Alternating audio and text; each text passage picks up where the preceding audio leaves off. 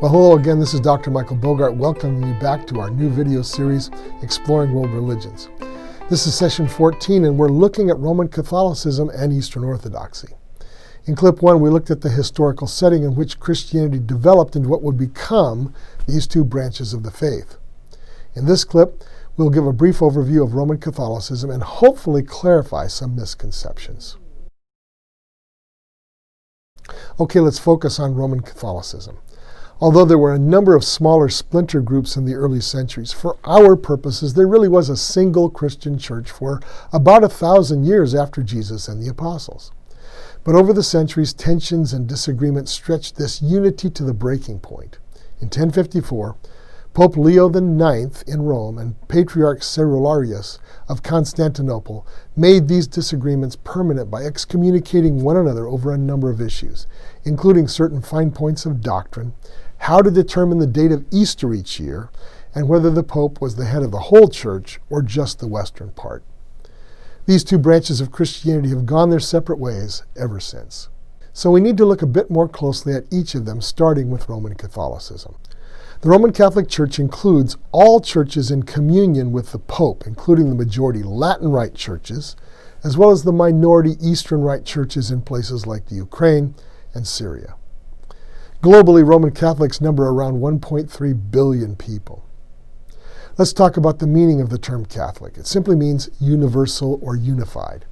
So the Roman Catholic Church claims that it is the universal church, including all true Christians, which means that at least until more recent times, Catholics have believed that other Christian groups are somehow either in serious error or are illegitimate in some way.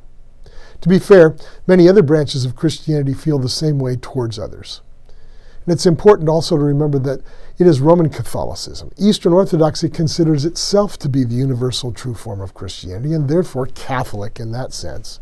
So the modifier Roman is important to distinguish which Catholic group we're talking about. So Roman Catholicism. Roman Catholicism accepts three sources of spiritual authority: the Bible, church tradition, and the official decrees of the Pope. It teaches salvation through faith in Jesus as expressed through the 7 sacraments: baptism, confirmation, penance, the Eucharist or Mass, marriage, ordination, and last rites or prayers for the sick. The actual worship service is called a Mass and is presided over by a priest who has taken vows of celibacy. That means being unmarried. The church is divided into districts called dioceses, overseen by bishops. Archbishops and cardinals are the higher ranks of church hierarchy. The Roman Catholic Church has gone through its own development since the great East-West schism with Orthodoxy in 1054. It experienced enormous power in the High Middle Ages around 1200, although it was somewhat diminished by its disastrous advocacy of the Crusades. It experienced the confusion of 2 and on occasion 3 rival popes during the 1300s. In the Middle Ages, popes could reprimand kings and command armies. It put down heretical groups and sent missionaries into the vast unknown of the Americas, and it struggled unsuccessfully to hold itself together in an increasingly educated and nationalistic Europe. And so beginning in the early 1500s, a number of groups split off to form the Protestant branch of Christianity. Important Roman Catholic councils met to decide key issues. The Council of Constance met from 1414 to 1418 and settled the problem of 3 rival popes by deposing all 3 of them in favor of a new one. The Council of Trent met from 1545 to 1563.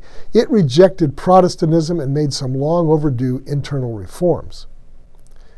Vatican I met in 1870 and established the doctrine of papal infallibility. Vatican II convened in 1962 and instituted the vernacular Mass. Vernacular simply means the language of the local population instead of the universal Latin Mass. And of course, Vatican II began dialogue with Eastern Orthodoxy and other Christian groups, now calling them estranged brethren.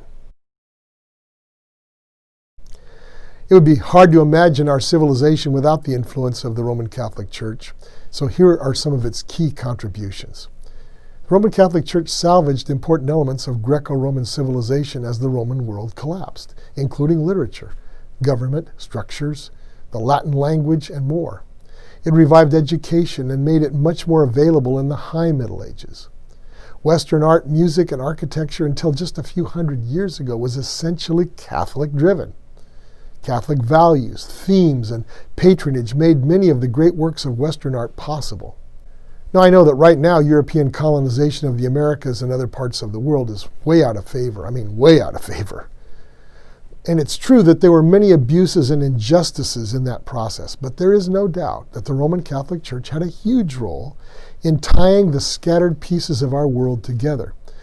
It's also true that many Catholic leaders were strong critics of the various governments and policies that were at the heart of the abuse. Okay, so much for clip 2 and video session 14 within the Exploring World Religions series. I hope this clarified some of the main features of the Roman Catholic Church.